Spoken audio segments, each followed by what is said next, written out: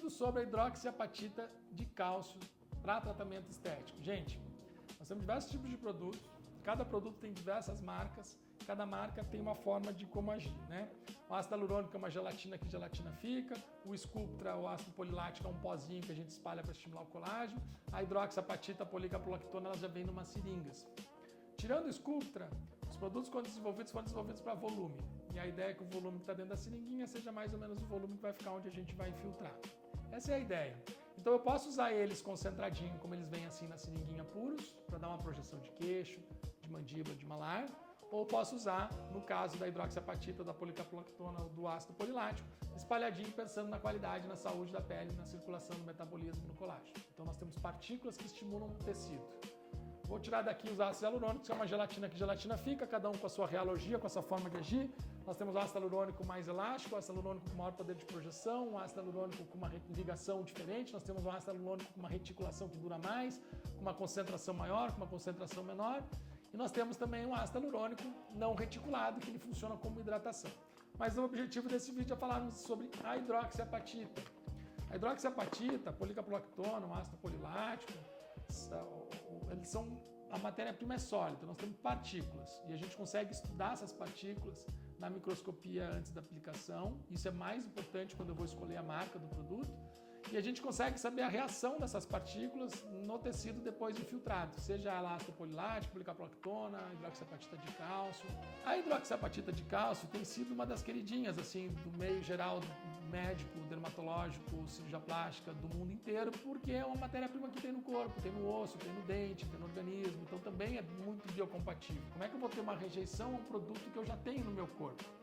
E aí a forma dela ser montada, assim, ou ser fabricada, formulada, faz com que ela também nos entregue um resultado muito poderoso na questão volumétrica, mas não só volumétrica, mas na qualidade da pele, estimulando um tecido rico em colágeno tipo 3, tipo 1, com mais textura, com mais projeção.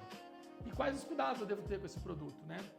A hidroxiapatita de cálcio, como vocês podem ver aí no vídeo, ela é feita de partículas. Quando a gente vai ler ou ler na bula, ou olhar no microscópio, que nem vocês estão vendo aqui, nós temos lá 30% numa caixinha de partícula.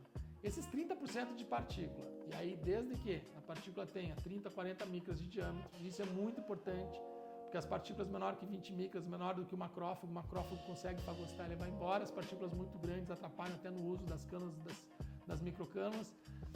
E quando tem uma variação muito grande de partícula, a gente também tem o efeito adversos maiores, como granulomas. Então, quando a gente começa a pesquisar complicações, a gente consegue ver que marcas específicas de produtos têm mais granuloma do que outras, e quando a gente fazer uma correlação com a microscopia, a gente vê que a microscopia realmente está diretamente relacionada à complicação, como principalmente granulomas ou a ausência de efeito quando partículas menores. Então, quando a gente quer um estímulo de colágeno, a gente precisa com que essas partículas tenham um tamanho específico e que não variem muito em tamanho.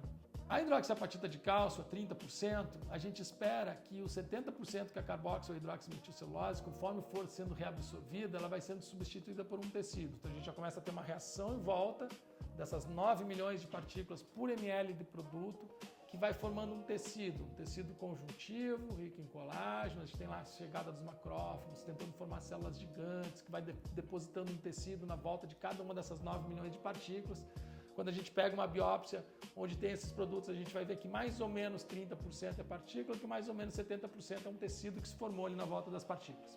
Então ele pode ser utilizado, como ele vem na seringa concentrado para volume, e a ideia é que se eu coloco 2 ml, fique mais ou menos 2 ml ali, ou a gente pode diluir, espalhar para estimular um colágeno, seja facial, seja corporal, e você sabe que eu uso muito ele no corporal, no tratamento da celulite, como um bioestimulador de colágeno, melhorando a espessura dérmica, melhorando a circulação, o metabolismo, a saúde da pele como um todo.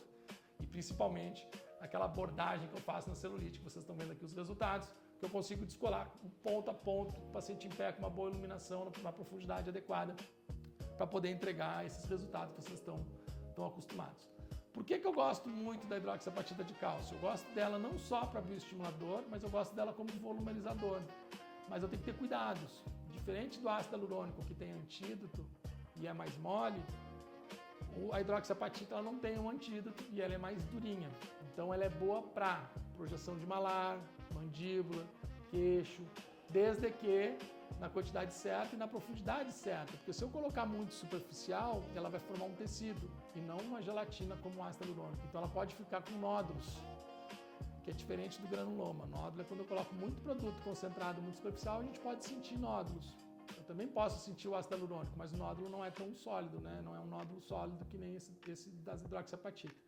Então, quando eu vou fazer volume, eu gosto de colocar ele submuscular ou justa ósseo. E por que eu gosto? Porque eu consigo dar mais sustentação, inclusive reposicionando um pouco o tecido muscular, seja do orbicular, seja da mandíbula. Então, eu consigo projetar o músculo sustentando a pele.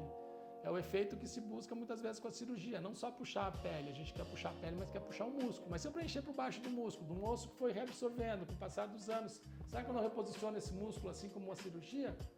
E é isso que vocês vão ver também nos resultados aqui, que sim, né? Os resultados de pacientes meus aqui que eu fazia quando eu fazia muita face, né? Hoje eu faço 100% do meu tempo dedicado a glúteo e celulite.